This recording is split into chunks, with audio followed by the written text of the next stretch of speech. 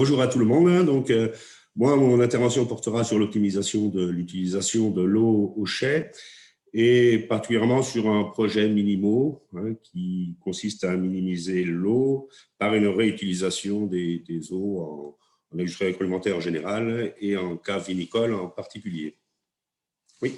Donc, au niveau de quel est l'enjeu de la durabilité, c'est évidemment donc de préserver la ressource en eau. Donc, j'ai mis comme exemple un état donc, en 2017 donc, de la sécheresse en France, avec en zone rouge les zones géographiques en situation de crise avec des fortes restrictions d'usage de l'eau par des arrêtés préfectoraux. Voilà, on aurait pu faire la même diapositive en 2018 et 2019. Alors, il ne faut pas faire de catastrophisme. On n'est pas non plus dans la situation de l'Australie. Mais par contre, il y a donc certaines études prospectives qui sont réalisées en France et qui mettent en hypothèse la réduction moyenne des débits des cours d'eau de l'ordre de 10 à 40% dans les 50 ans à venir. Donc, c'est bien une situation assez problématique. Voilà. Et au niveau donc, des pouvoirs publics, la préservation de la ressource en eau est bien un enjeu qui est défini comme un enjeu majeur face au dérèglement climatique. Et on peut prendre par exemple les assises de l'eau, dont le bilan a été communiqué donc, en juillet 2020, qui fixe un certain nombre d'objectifs et dont certains très ambitieux, avec notamment donc, des réductions envisagées donc, de 10% donc, en 5 ans et de 25% en 25 ans. Ensuite, au niveau d'une cave, donc, globalement, pour optimiser la consommation en eau, ça repose sur trois éléments. Donc, premier élément, évidemment, il faut connaître ses consommations en eau. Donc, la consommation d'eau globale, ça, généralement, donc, les caves le connaissent assez bien. Par contre, pour aller plus loin, donc pour définir les actions à mettre en place, il faut évidemment connaître les consommations par opération unitaire, par atelier. Et là, donc, les connaissances sont beaucoup plus succinctes. Ensuite, il faut maîtriser, donc mettre en place des outils, donc des indicateurs, de la formation du personnel. Et ensuite, minimiser. Voilà. Alors, pour minimiser donc, les consommations en eau, donc, on peut différencier trois niveaux, avec des degrés d'implication et d'investissement ou de coûts croissants. Donc, le plus simple, c'est évidemment de mettre en place des bonnes pratiques qui peuvent permettre de réduire déjà significativement donc, les consommations en eau. Si on veut aller plus loin, donc, on peut optimiser des procédés en place. Par exemple, les NEP font partie de l'optimisation des procédures de nettoyage. Et autrement, donc, notamment lors de la réalisation de nouveaux ateliers ou la conception de caves, c'est choisir des procédés donc, qui soient plus sobres.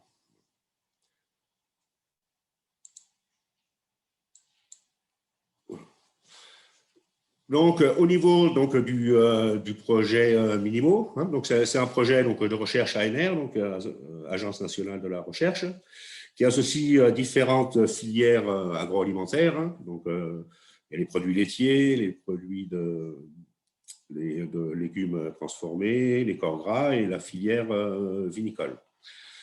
Donc, l'objectif, dans un site de production, donc, comme il a été dit précédemment, donc, on a besoin d'énergie, mais on a également besoin d'eau qui est prélevée généralement soit de l'eau du réseau, soit de l'eau de forage qui est potabilisée. Et quand on parle d'eau, il faut également donc, parler d'effluents, puisqu'en sortie de processus, donc, il y a une génération d'effluents. Et la réglementation donc, sur ces rejets, sur ces effluents, notamment au niveau des ICPE, donc, est de plus en plus renforcée ces dernières années. Et donc, l'objectif du projet Minimo, c'est de regarder donc, les réutilisations, les recyclages d'eau avec deux cas de figure, une réutilisation donc, sans traitement, sans traitement de régénération, et une réutilisation donc, avec des traitements physiques qui vont de la filtration jusqu'à l'osmose inverse, traitement des eaux par UV, etc. Donc, au niveau de ce projet, il a été mis en place sur une dizaine de sites, dont 3 sites, 3 structures vinicoles. Alors, si on regarde les résultats, parce qu'on a assez peu de temps, voilà. Alors, le premier résultat, c'est que généralement, donc, au niveau des usines agroalimentaires et dans les caves vinicoles en particulier, hein, globalement, donc, on peut dire qu'il y a une méconnaissance notamment des flux, hein, des consommations par opération unitaire. D'où la possibilité d'avoir une forte réduction des consommations en eau en évitant simplement les gaspillages. Donc, par exemple, dans un site qui n'est pas vinicole, ils ont mis en place des procédures et des suivis des consommations en eau par atelier. Ça leur a permis de réduire de 30% la consommation en eau. C'est déjà très, très significatif. Ensuite, lorsqu'on a optimisé ces consommations, pour aller plus loin, on peut aller sur la réutilisation. Alors, globalement, au niveau des 10 sites, s'il y a absence de traitement, hein, par exemple absence de filtration ou d'osmose inverse, les potentiels de réduction sont de l'ordre d'une vingtaine de pourcents, 20-30%, ce qui commence à être déjà significatif. Et si on met des traitements